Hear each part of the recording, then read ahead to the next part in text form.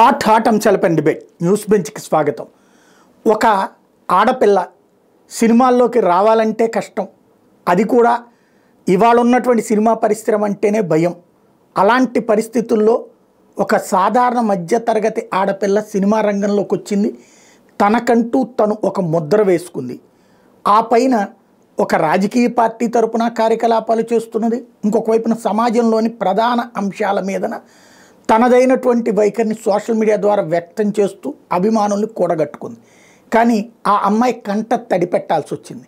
ఎందుకు అంటే జేసీ ప్రభాకర్ రెడ్డి, ప్రస్తుత తాడిపత్రి మున్సిపల్ చైర్పర్సన్, మాజీ శాసనసభ్యుడు, ఆమె పట్ల చేసిన అనుచిత వ్యాఖ్యలు.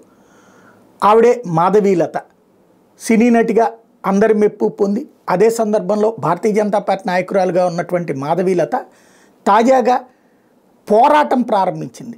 తనని కంటతడి పెట్టించినటువంటి పరిస్థితికి కారణమైనటువంటి రాజకీయ నాయకుడైనటువంటి ఓ రకంగా ఫ్యాక్షన్ రాజకీయాల్లో కీలకమైనటువంటి జేసీ ప్రభాకర్ రెడ్డి లాంటి వాళ్ళని ఎదుర్కొని పోరాడుతోంది. ఇప్పుడు ఆవిడ పోరాటం ఫలితం ఏం ఆశిస్తోంది? ఆమె కోరిక నెరవేరేటటువంటి పరిస్థితి ప్రస్తుత చట్టం ప్రకారం సాధ్యమా, లేదా ప్రభుత్వాల యొక్క ఆలోచన ప్రకారం సాధ్యమా? ఈ అంశానికి సంబంధించి మాట్లాడేందుకు ప్రస్తుతం మనతో పాటు లైవ్లో జాయిన్ అవుతున్నారు మాధవీలత. నమస్తే అండి. నమస్తే అండి. అసలు మీకు జేసీ ప్రభాకర్ రెడ్డికి వివాదం ఎందుకు వచ్చింది? 31st నైట్ ఈవెంట్ గురించి వచ్చేసి మహిళా సంరక్షణ కోసం ఎప్పటిలాగే ఒక అవేర్నెస్ వీడియో చేయడం జరిగింది. కాకపోతే ఇప్పుడు వాళ్ళకున్న ఇది ఏంటంటే వాళ్ళే ఆ ఫంక్షన్ ని ఏమంటారు హోస్ట్ చేస్తున్నారు. అట్ ద సేమ్ టైం వచ్చేసి ఒక ఊరి పేరు చెప్పాను అని చెప్పేసి, ఊరి పేరు చెప్పకూడదు అని భారత రాజ్యాంగంలో ఉందన్న సంగతి నాకు తెలియదండి. తెలియక ఒక ఊరి పేరు చెప్పాను. అండ్ ఆంధ్రప్రదేశ్లో గాంజా అనేది ఒక ఊర్లో తీసుకోరు, అలా ఏం లేదండి. అన్ని చోట్ల గాంజా విచ్చలవిడిగా జరుగుతుంది అని, దొరుకుతుంది, తాగుతున్నారు అని చెప్పేసి ఆంధ్రప్రదేశ్ గవర్నమెంటే ప్రకటించింది. సరైనటువంటి చర్యలు కూడా తీసుకుంటున్నామని కూడా చెప్పారు. బట్ అది నా దృష్టికి వచ్చిన సందర్భంగా నా దృష్టికి ఏదొస్తే అది నేను చెప్తాను. అది మంచి అనిపిస్తే, చెడు అనిపిస్తే నేనేం చెప్పను. సో మంచే కదా అని చెప్పేసి మహిళల సంరక్షణ కోసం చేయడం జరిగితే అది వాళ్ళే చేస్తున్నారట. సో అలా నన్ను అబ్యూస్ చేయడం జరిగింది అంతే. అంటే ఏమని చెప్పారు మీరు అసలు? ఇప్పటికీ ఇన్స్టాగ్రామ్ లో వీడియో అవైలబుల్ ఉందండి. నేనేం చెప్పానంటే జేసీ పార్క్ లో లేడీస్ నైట్ జరుగుతుంది. అయితే ఆ జేసీ పార్క్ వచ్చేసి పెన్నా నది ఒడ్డున అనుకుని ఉంటుంది. అక్కడ బేసిక్గా కొంతమంది పనికిమాలిన వెధవలు ఉంటారు, కొంతమంది ఉండడం సహజం. అట్ ద సేమ్ టైం చాలా మంది మంచి వాళ్ళు, లేకపోతే వాళ్ళ యొక్క ప్రొఫెషన్ చదువు చూసుకునే వాళ్ళు చాలా మంది ఉంటారు. తిరిగి వచ్చే ప్రక్రియలో 1:30 వరకు నైట్ పార్టీ అయిపోయిన తర్వాత తిరిగి వచ్చే ప్రక్రియలో గనక మీ సంరక్షణకు బాధ్యులు ఎవరు, సేఫ్ గా ఉండండి అని చెప్పాను. అంతే. దాంట్లో ఏంటి అసలు ప్రాబ్లం? ఏమండి అంటే as per BNS, as per IPS అయితే క్రైమ్ ఏం లేదు. బికాజ్ నేను ఇటు ఉమెన్ సేఫ్టీ గురించి చెప్పడం జరిగింది. అట్ ద సేమ్ టైం పోలీసులకు సపోర్ట్ గా కూడా చెప్పడం జరిగింది. 31st నైట్ అంతమంది పోలీసులు ప్రతి చోట ఉండలేరు కాబట్టి. సో మరి ఆయన ఫాలోవర్స్ కి ఆయన మాట్లాడిన బూతులు కరెక్ట్ అనిపిస్తున్నాయంట. మిగిలిన వాళ్ళకు డెఫినెట్ గా కరెక్ట్ అయితే అనిపించట్లేదు. నాకైతే 100% అనిపించలేదు. అంటే అవేర్నెస్ తప్పించి అందులో మీరు జేసీ ప్రభాకర్ రెడ్డి చేస్తోంది కరెక్ట్ కాదు, లేకపోతే ఆయన మహిళల ప్రోగ్రాం పెట్టడం ఏంటి ఇలాంటిది ఏమీ మాట్లాడలేదు కదా మీరు అన్న ప్రకారం అయితే? లేదు, నేనైతే చాలా పొలైట్ లాంగ్వేజ్ యూస్ చేస్తూ ఒక అవేర్నెస్ వీడియో చేశాను. నేను తప్పు చేయలేదు కాబట్టి ఇప్పటికీ ఆ వీడియో అలానే ఉంచడం జరిగింది. ఓకే. అంటే తర్వాత ఆయన మాట్లాడినటువంటి సందర్భంలో ప్రత్యేకించి మీ పేరు నేరుగా మాట్లాడారు కదా? పేరు మెన్షన్ చేయలేదు, కానీ నటి అండ్ బీజేపీ, ఎందుకంటే వీడియోలు చేసి చెప్పింది ఇద్దరు మహిళలు. ఆ ఇద్దరు మహిళలు కూడా బీజేపీకి సంబంధించిన వాళ్ళు. అందులో నటి మరియు బీజేపీ నేను ఒక్కదాన్ని, ఇంకా వేరే ఎవరు లేరు. ఓకే. అది విన్న తర్వాత మీకు ఏమనిపించింది? విన్న తర్వాత డెఫినెట్లీ ఏమనిపిస్తుంది అంటే ఇప్పుడు ఇలా అనిపించింది అలా అనిపించింది అన్నది కాదు కదా, అది వ్యక్తిత్వ హననం చేశారు. సో నాకు అది మీడియా వాళ్ళే నన్ను ఇలా నిద్ర లేచి లేవంగానే ఫస్ట్ చూసాను, బోల్డ్ అండ్ మిస్డ్ కాల్స్ ఉన్నాయి. ఐ థాట్ ఓకే ఏమో ఏదైనా ఇష్యూ జరిగిందేమో, నా వాయిస్ చాలా అవసరం అనిపించి కాల్ చేశారు అనుకున్నాను. బట్ వాట్సాప్లోకి వెళ్ళి చూస్తే ఆ ఇష్యూనే నేను అని అప్పుడు నాకు అర్థమైంది. అప్పుడు అర్లీ మార్నింగ్ నాకు చాలా సివియర్ మైగ్రేన్ వచ్చి అర్లీ మార్నింగ్ 5కో 5:30కో పడుకోవడం జరిగింది. మధ్యాహ్నం 12:30కి నిద్ర లేచా. 12:40కి నేను ఫ్రెష్ అప్ అయితే 1:30 నుంచి నేను అన్ని మీడియా ఛానల్స్ లో ఉన్నా. కనీసం నేను అసలు ఏం చేయాలి, నెక్స్ట్ ప్లాన్ ఏంటి, బ్రెత్ తీసుకోవడానికి కూడా నాకు గ్యాప్ లేకుండా పోయింది ఆ రోజు. ఓకే. తర్వాత ఆయన మాట్లాడారు కదా, మళ్ళీ క్షమాపణ చెప్తే దాన్ని మీరు ఎలా కన్సిడర్ చేస్తున్నారు?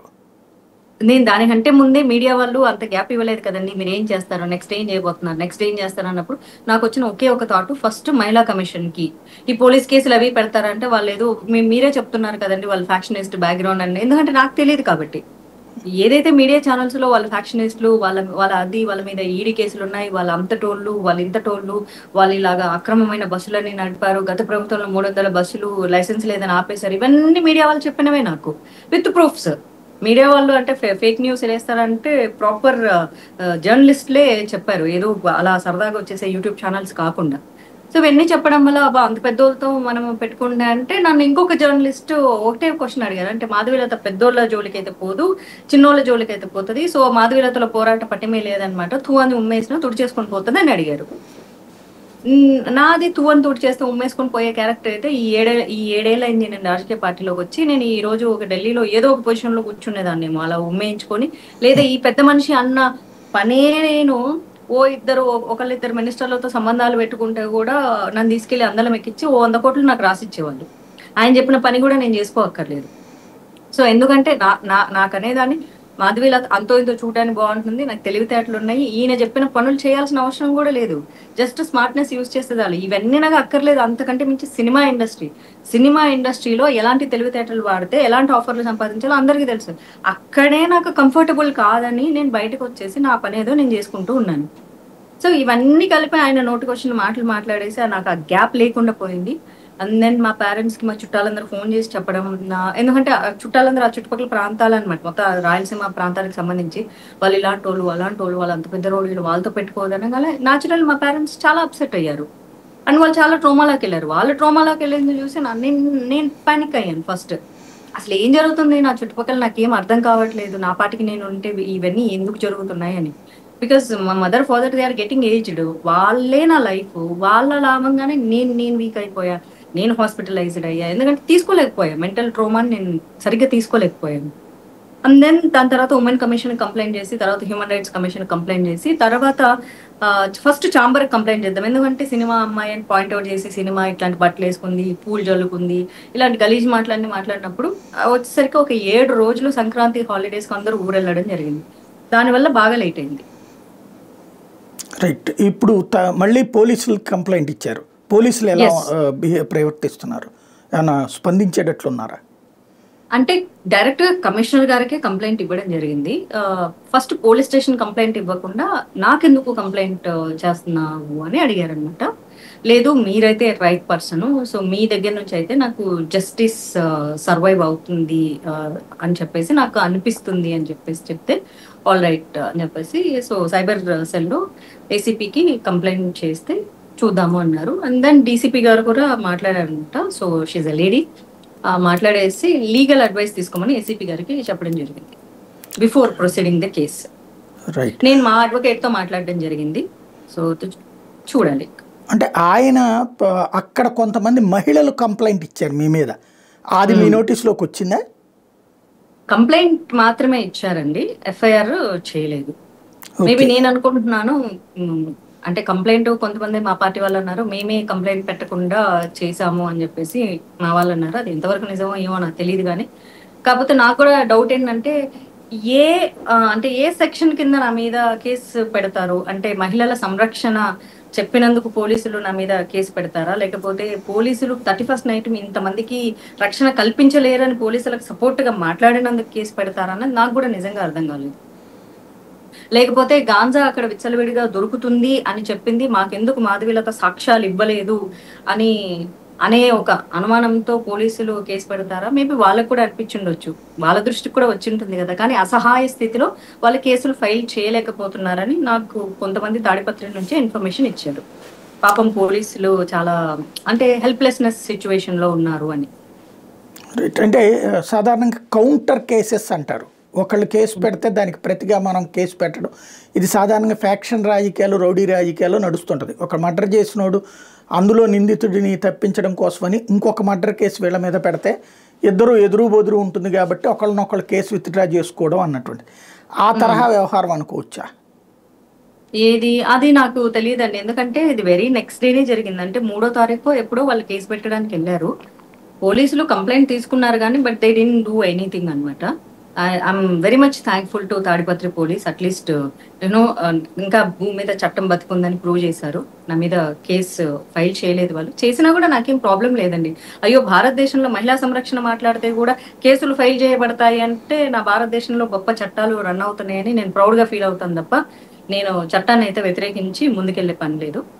నేను నాకు జరిగిన దానికి నాకు నా సెల్ఫ్ డిగ్నిటీని లైక్ ఉమెన్ గా ఈ భారతదేశంలో నాకున్నటువంటి రైట్స్ ని అండ్ నాకున్నటువంటి ఆత్మాభిమానాన్ని దెబ్బ కొట్టారు కాబట్టి నేను ఖచ్చితంగా పోలీస్ కేసు పెడితే నా ఫ్యామిలీ థ్రెటన్ కి గురి అవ్వడానికి వాళ్ళ మనుషులే కారణమయ్యారు, వాళ్ళకున్న బ్యాక్గ్రౌండ్ కారణమైంది.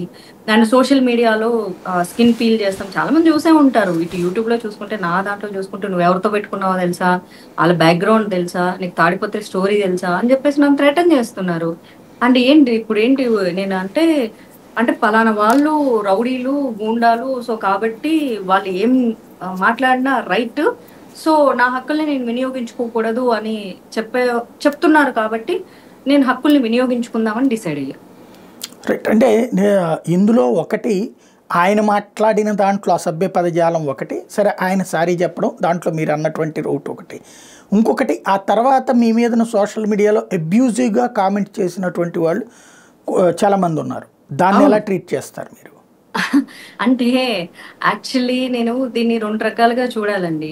నేను కొంచెం ఈ మన పురాణ కథలు ఎక్కువ చదువుతూ ఇష్టంగా చూస్తాను కాబట్టి, కలియుగంలో మనుషులు రాక్షసులు సపరేట్ గా ఉండరు. అప్పట్లో ఉండేవాళ్ళు, ఇప్పుడు మనిషిలోనే రాక్షసుడు ఉంటారు.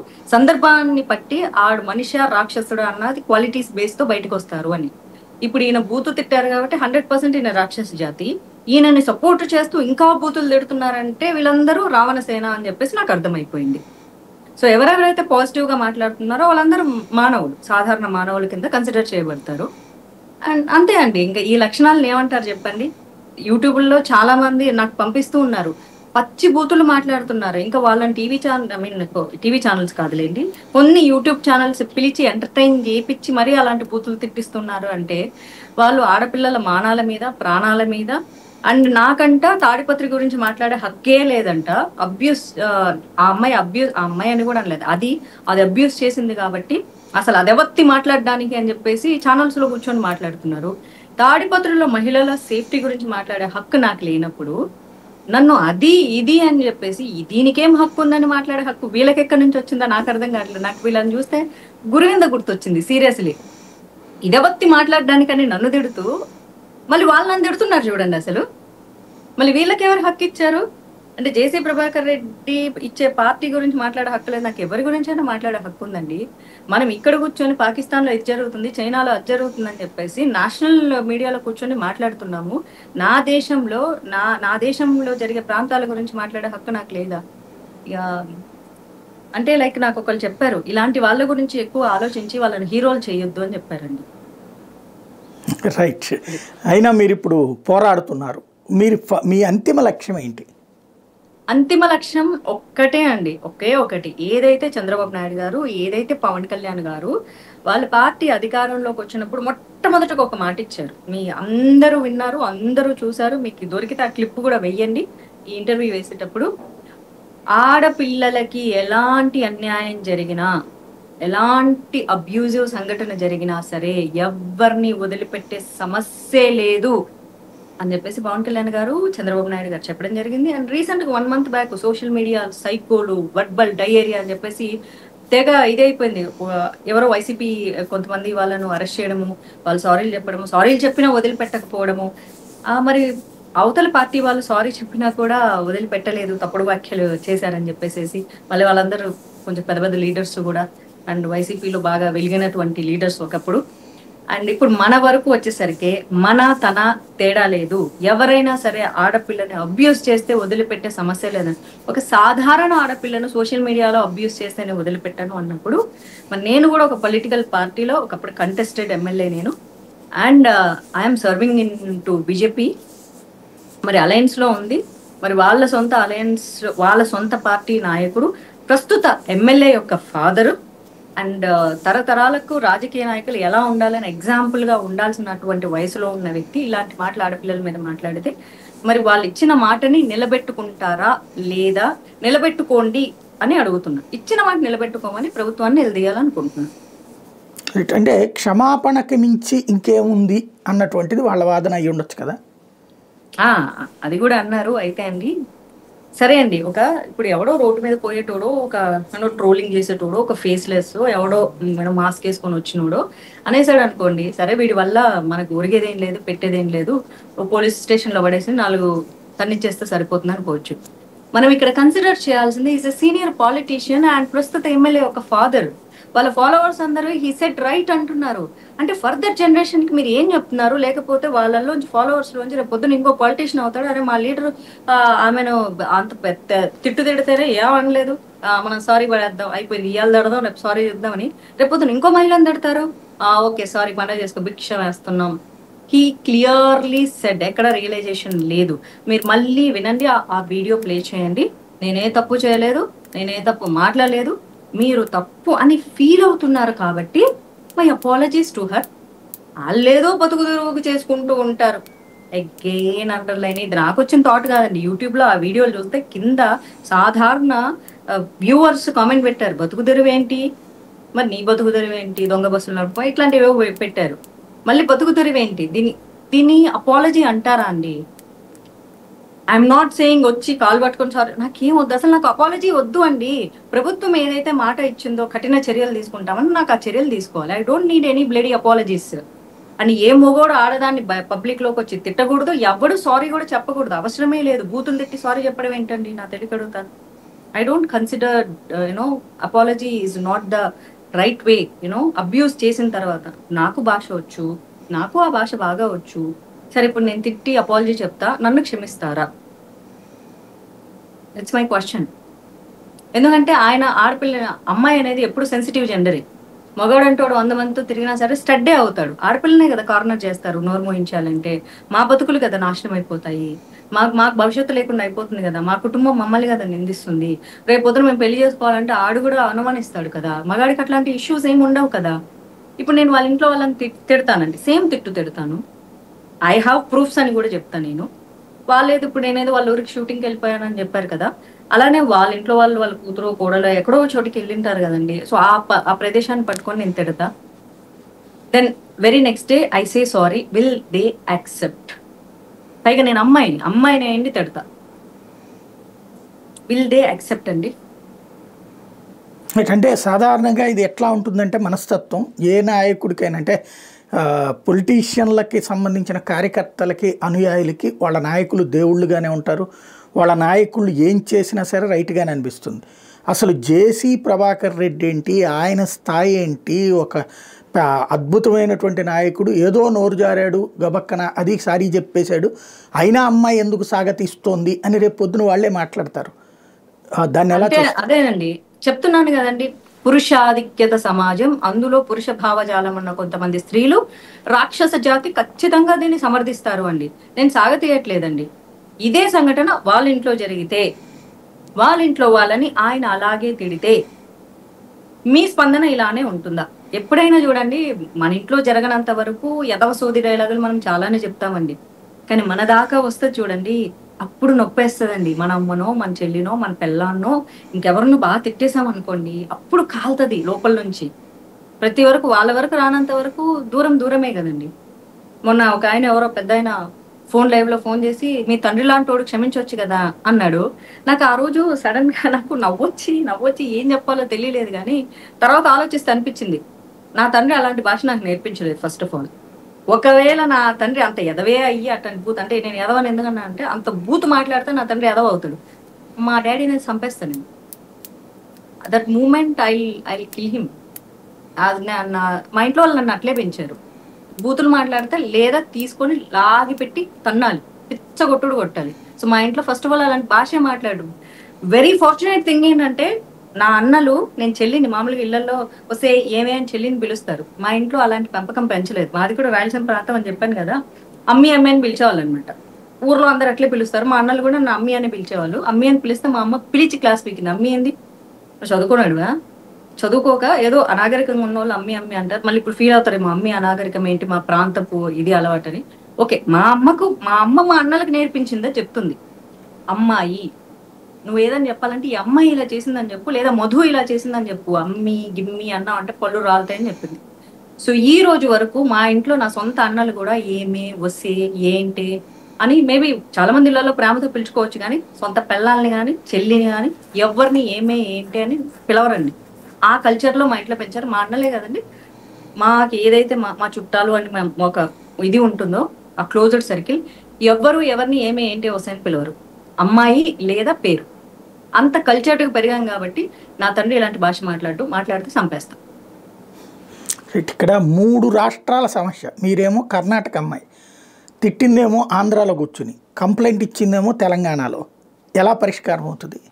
ఎలా అంటే అండి, నాకు ఒకటే ఆధార్ కార్డు ఉందండి, భారతదేశం మొత్తం అదే చెల్లుతుంది. అందుకే చెప్పా, ఒకటే ఓటర్ కార్డు, ఒకటే ఆధార్ కార్డు, ఒకటే పాస్పోర్ట్ ఉంది. నేను భారతీయురాలని. నేను ఎక్కడైనా పుట్టొచ్చు. అక్కడ నేను కర్ణాటకలో పుట్టా, అక్కడ పుట్టమని నేనేం అడగలేదు, నన్ను అక్కడ పుట్టించు అని చెప్పేసి. ఉద్యోగరీత్యా అక్కడ పుట్టాను అండ్ అక్కడ చదువుకున్నా. ఇప్పుడు అక్కడ జాబ్ చేస్తున్నా. బ్రతుకు తెరుకు ఎక్కడైనా ఉండొచ్చు. నేను తెలుగు అమ్మాయిని. మనకంటూ ఒక లాంగ్వేజ్ కన్సిడర్ చేసుకోవాలంటే మా అమ్మ నాన్నది అటు 7 తరాలు తెలుగు వాళ్ళే కాబట్టి నేను తెలుగు అమ్మాయిని. అండ్ నేను ఇక్కడ ప్రొఫెషన్ రీత్యా సినిమా పరంగా హైదరాబాద్ లో ఉన్నాను కాబట్టి మరి నేను వచ్చినప్పుడు తెలంగాణ కాదు అండి. తర్వాత విడిపోయి 2 రాష్ట్రాలు అయినాయి. దానికి నాకు సంబంధం లేదు. ఇంతకుముందు ఆంధ్రప్రదేశ్ కాబట్టి నేను ఆంధ్రప్రదేశ్, ఆంధ్రము అంటే తెలుగు కాబట్టి నేను ఎండ్ ఆఫ్ ద డే నేను తెలుగు అమ్మాయిగా కన్సిడర్ చేసుకుంటాను. మీరు ఒప్పుకున్నా ఒప్పుకోకపోయినా నేను హిందీలో మాట్లాడి నేను భారతదేశంలో ఎక్కడైనా పోయి మాట్లాడగలుగుతాను. నేను భారతీయురాలండి ఎండ్ ఆఫ్ ద డే. ఎక్కడైనా మాట్లాడతా, ఎక్కడైనా నాకు మహిళకు అందుకే ఆ ప్రివిలేజ్ కల్పించారు. 0 FIR ఎక్కడైనా చేసుకోవచ్చు. ఇక్కడే చేయాలని రూల్ ఏం లేదు. There is no jurisdiction. మహిళకు చాలా స్పెషల్ గా భారతదేశము ఎన్నో రకాల ఫెసిలిటీస్ క్రియేట్ చేసింది న్యాయం కోసం. రైట్, మంచి పాయింట్. అంటే అక్కడ పోలీసులు ఆ విధమైన పాజిటివ్ తీసుకుంటారన్నటువంటి నమ్మకం ఉందా?